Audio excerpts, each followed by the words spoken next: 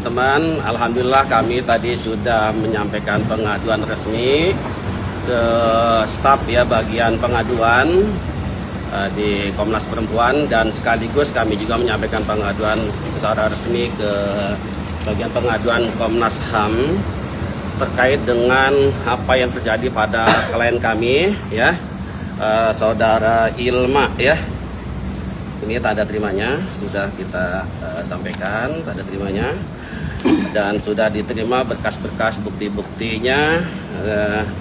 Jadi hari ini kita akan sampaikan sesuatu hal yang memang kami belum bisa sampaikan lebih jauh pada saat konferensi kemarin di kantor PP Muhammadiyah. Jadi karena ini sudah diterima pengaduannya, maka kami mungkin nanti Mbak Ilma akan menyampaikan fakta sesungguhnya yang sebenarnya terjadi pada saat beliau di markas GRIB Jaya di Kedoya. Ya, di mana di situ ada saudara Hercules yang melakukan tindakan-tindakan yang menurut kami adalah melanggar hak asasi manusia, apalagi terhadap seorang anak perempuan ya, seorang perempuan. Dan hal-hal itulah yang membuat kami merasa miris. Di negara hukum ini masih ada upaya-upaya interogasi yang di luar akal sehat manusia, yang seharusnya itu semestinya menjadi tugas aparat kepolisian, tapi seolah-olah itu diambil alih oleh ormas GRIB dengan memperlakukan saudara Ilma seperti seorang tersangka atau terdakwa. Jadi tadi sudah kita sampaikan, intinya adalah pada saat saudara Ilma dibawa oleh anggota ormas ya di markas GRIB itu jam 8 malam, kemudian Hercules datang dan langsung menunjuk-nunjuk saudara Ilma bahwa dia yang memberikan WA ancaman kepada Hercules, termasuk kepada istrinya dan kepada dua orang lainnya. Pokoknya intinya dipaksa untuk dia mengakui bahwa itu adalah WA-nya saudara Ilma ya. Padahal sudah dikatakan sebelumnya di hari Kamis sebelumnya bahwa sudah jelaskan bahwa itu handphonenya dihack. Jadi WA itu adalah bukan oleh saudara Ilma itu.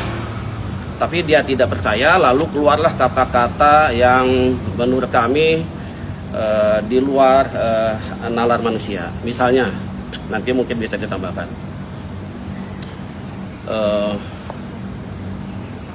Apa ya, saya lupa ya. Iya, nanti itu. Udah, kamu ngaku aja kan ya, saya bisa penjarakan kamu ya. Kemudian bapakmu saya telanjangi, kamu yang memvideokan.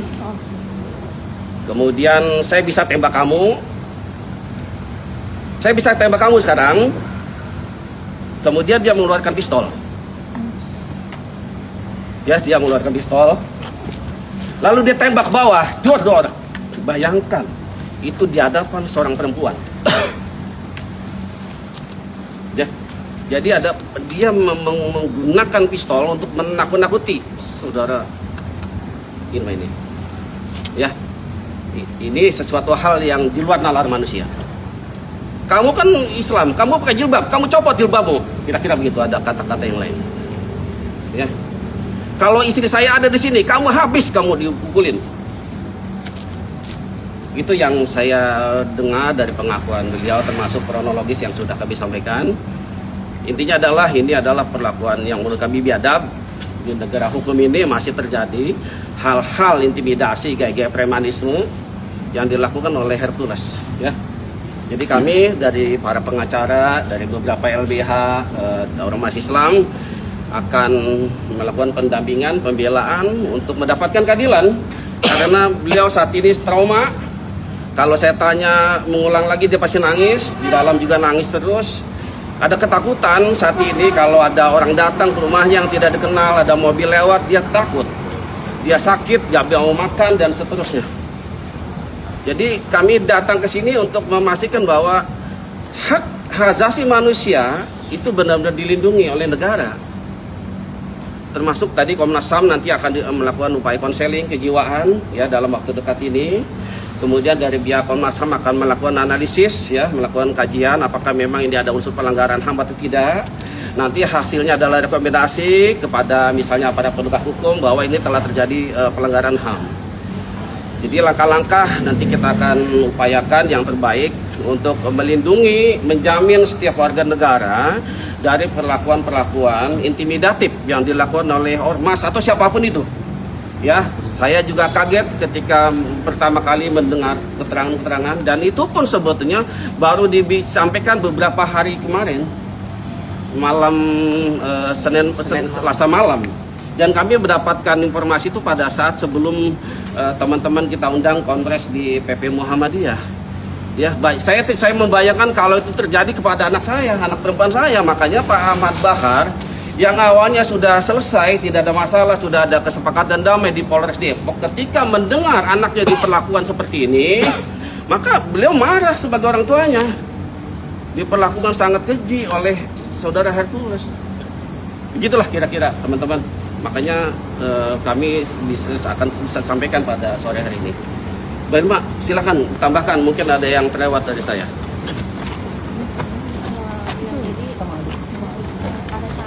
Bawa itu, sebelum dibawa juga saya udah bilang saya nggak mau ikut gitu kan. Ya karena kan yang dicari bapak, walaupun memang akun saya juga yang terbawa gitu, tapi mereka tetap memaksa saya untuk ikut. Mereka bilang dengan nanti kita bikinkan surat di atas materai bahwa menjamin kamu akan aman. Saya bilang saya nggak mau.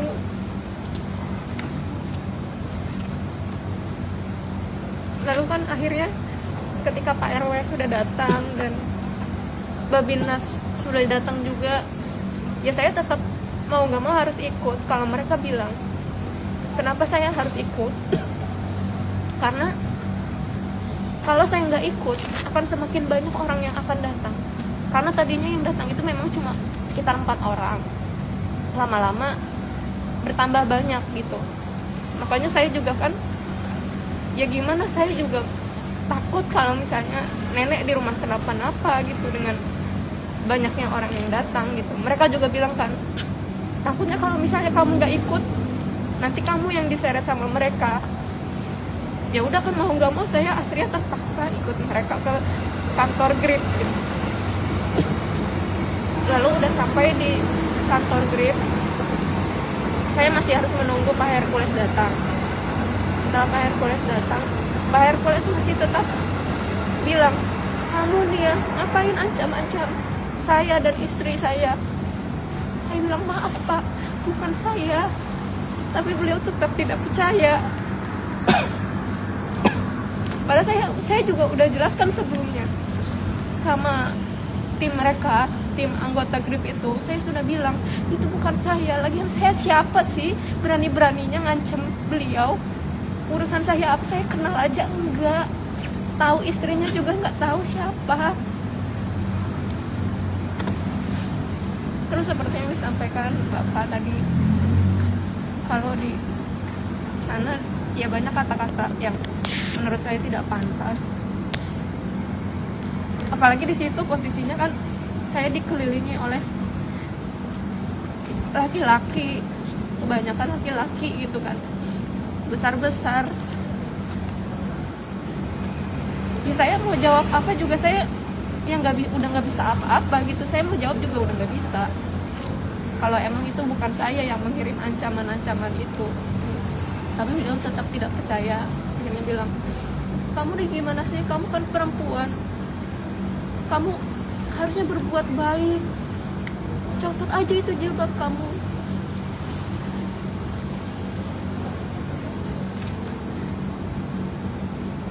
Terus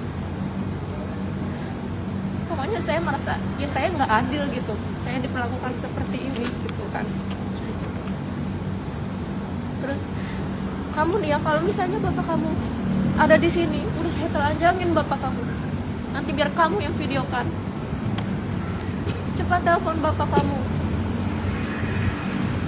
jemput minta dijemput sekarang sama bapak kamu. Kalau kamu nggak dijemput sekarang, kalau kamu nggak bapak kamu nggak datang sekarang, kamu nggak akan bisa pulang dari sini.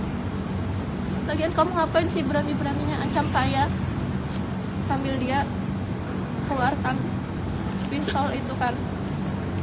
Terus kamu kalau berani, kamu lihat nih ya, sambil tunjuk-tunjuk. Saya pikir nggak bakal sampai menembakkan gitu kan. Nih, saya tembakan, dor 2 kali dia tembakan. Saya kan juga dari awal saya udah bilang saya nggak tahu apa-apa, itu bukan saya, tapi tetap saya yang disalahkan. Saya merasa nggak adil. Kalau misalnya memang itu dari akun saya dan dia merasa saya yang mengirim, ya udah laporkan aja ke kepolisian. Saya siap diperiksa. Karena saya memang merasa saya tidak bersalah gitu. Itu aja. Cukup ya kira-kira ada pertanyaan? Paling saya tambahkan sedikit Mas. Ya. Saya atas nama keluarga Pak Bahar, dalam hal ini sangat terima kasih kepada PP Muhammadiyah karena saya yang pertama kali melaporkan ke Pak Busro ya, karena beliau kebetulan satu alumni dengan UGM, beliau respon sangat cepat, kita terima kasih sekali. Pagi hari langsung ada rilis dan saya langsung dihubungi Pak Mas Kufroni. Saya terima kasih sekali, dan Mas Bahar sudah melakukan upaya-upaya hukumnya dan sudah 2 tahapan ini kita didampingi oleh tim advokasi dari PP Muhammadiyah. Gabungan Saya terima kasih sekali pada teman-teman ormas Islam yang sudah bergabung dengan kita. Dan satu hal